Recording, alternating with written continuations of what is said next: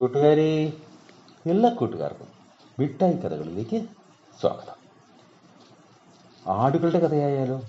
കഥയുടെ പേര് ആടുകളും രാക്ഷസനും. അവതരിപ്പിക്കുന്നത് മനോജ് കുമാർ പോളക്കൽ. ഒരിടത്ത് ഒരു അമ്മയാടിന് 3 മക്കളുണ്ടായിരുന്നു.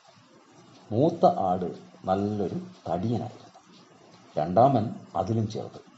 മൂന്നാമനോ തീരെ ചെറുതും. ഒരു ദിവസം 3 പേരും കൂടി പുല്ല് തിന്നാൻ ഇറങ്ങി. നടന്ന് നടന്ന് അവർ ദൂരെ ഒരു പുൽമേട് കണ്ടു. ഹായ്, നിറയെ പുല്ല് വളർന്നു നിൽക്കുന്നു. വേഗം പോയി വയറു നിറയെ തിന്നാം. തീരെ കുഞ്ഞനായ മൂന്നാമൻ അവിടേക്ക് ഒറ്റയോട്ടം. പക്ഷേ ഒരു കുഴപ്പമുണ്ട്. ഒരു പാലം കടന്നു വേണം പുൽമേട്ടിലേക്ക് പോകേണ്ടത്.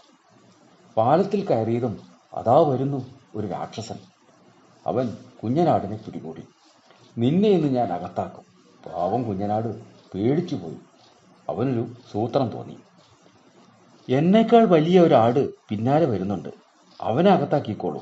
എന്നാലേ ചേട്ടൻ്റെ വിശപ്പ് തീരൂ, കുഞ്ഞനാട് രാക്ഷസനോട് പറഞ്ഞു. അതു ശരിയാ. രാക്ഷസൻ കുഞ്ഞനാടിനെ വെറുതെ വിട്ടു. എന്നിട്ട് പിന്നാലെ വന്ന ആടിനെ പിടിച്ചു.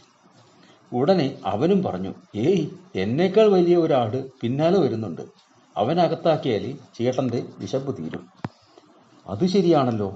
രാക്ഷസൻ രണ്ടാമത്തെ ആടിനെയും വെറുതെ വിട്ടു. എന്നിട്ട് പിന്നാലെ വന്ന ഏറ്റവും വലിയ ആടിനെ പിടികൂടി.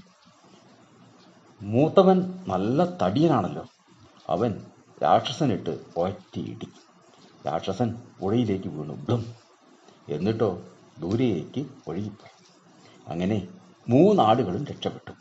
അവർ പുൽമേട്ടിൽ പോയി സന്തോഷത്തോടെ പുല്ല് തിന്ന് വീട്ടിലേക്ക് മടങ്ങി. കൂട്ടുകാർക്ക് കഥ ഇഷ്ടമായി എങ്കിൽ പുതിയൊരു കഥയുമായി നമുക്ക് നാളെ കാണാം. എല്ലാവർക്കും നല്ലൊരു ദിനം ആശംസിക്കുന്നു. Story uncle.